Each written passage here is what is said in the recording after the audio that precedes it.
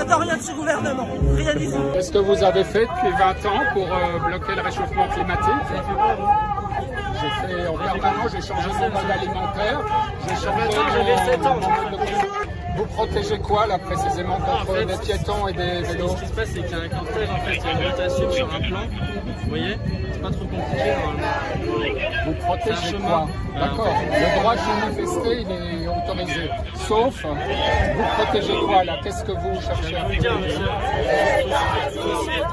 Suivre un chemin, vous avez un plan avec une route, suivre un chemin. On n'a pas de route, notre route déclarée, elle est là, elle traverse, elle va pas nulle part ailleurs.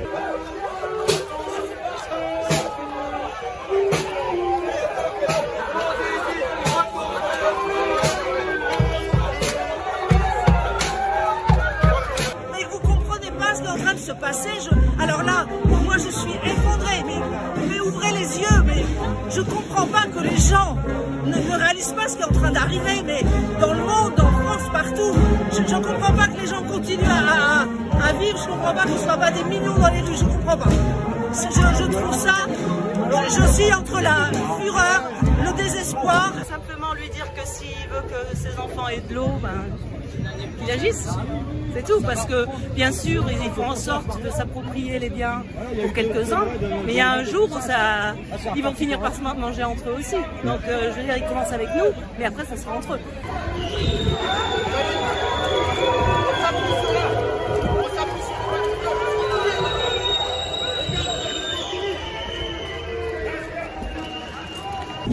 Et on est là parce qu'il y a un moment où les pétitions, les manifs, ça suffit pas. Donc il y a des gens courageux qui s'attaquent aux méga bassines. Je leur dis bravo parce que c'est courageux. La violence. Il faut créer de la violence contre les peuples. Il faut que les peuples réagissent et soient violents. Donc une seule solution, c'est de faire en sorte de nous bloquer pour qu'il y ait de la violence. Et on dira, regardez, ces gens sont violents. Regardez, c'est la preuve, c'est des voyous, c'est des éco-terroristes. Le gouvernement qui pour l'instant s'entête à vouloir continuer de mettre en œuvre et de financer des chantiers de bassines. Donc on va dire très fort au gouvernement aujourd'hui que s'il n'est pas capable d'appliquer un moratoire lui-même sur les bassines, eh ben on va le mettre en œuvre nous par des actions très fortes et impactantes sur les chantiers dans les provinces. Ce qui est incroyable, c'est à quel point ce mouvement pour la défense de l'eau, il est venu toucher tout le monde parce que l'eau c'est un bien commun vital, essentiel. Vous voyez, tous ces gens ils habitent assez loin finalement des chantiers de bassines des Deux-Sèvres et en même temps ils savent que ce pour quoi on se défend c'est essentiel pour elles et eux aussi. La préservation de l'eau, la fin d'un modèle agro-industriel qui intoxique les terres, qui intoxique le monde et jusqu'au cœur de Paris.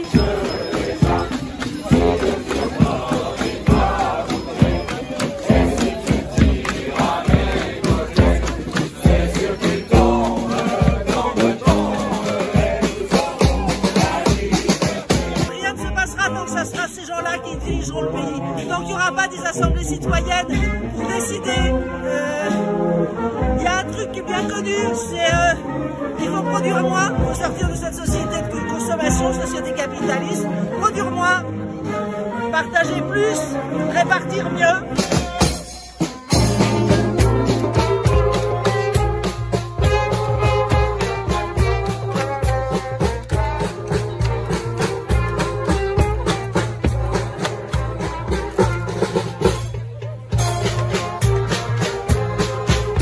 Alors ce qu'on demande exactement, si on doit dire les termes du moratoire, c'est assez simple. C'est une suspension immédiate de tout chantier de méga bassines tant que l'ensemble des recours judiciaires concernant ces chantiers de bassines n'ont pas été purgés et tant qu'il n'y a pas de nouvelles études indépendantes qui prennent en compte les effets de la dégradation climatique. Pourquoi? Parce que on l'a vu dans les Deux-Sèvres, on l'a vu en Vendée, il y a eu un ensemble de bassines qui ont été construites et puis qui ont été remises en cause administrativement sur le plan du droit, sur le plan de la légalité. Sauf que quand elles étaient illégales, elles étaient déjà construites, elles étaient déjà remplies. Donc c'est à nous, c'est à la population, ça a été à la population de devoir aller démonter ces bassines qui étaient illégales mais pourtant remplies.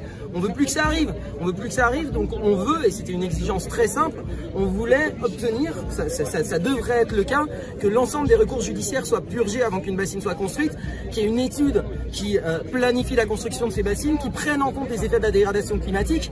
La préfète Mayotte n'a pas pu nous l'accorder. Elle a dit non, peut-être les 10 prochaines, on va les remettre en cause, mais celles qui sont déjà financées, a priori, on va les construire quand même. Pour nous, vous imaginez bien que dialoguer sur la question des bassines pendant qu'il y a tel et tel chantier qui est en train de se faire, c'est pas entendable, c'est pas une base de dialogue, ou alors c'est une base de dialogue relativement insultante. Comme cette base de dialogue était insultante, à un moment donné, évidemment, la négociation a pris fin. On voulait voir s'il y avait les bases possibles pour une négociation, pour un dialogue. Ce n'était pas le cas, et tant que ce n'est pas le cas, on espère que ça peut encore bouger, on va devoir continuer des actions massives comme on les a fait ces derniers mois.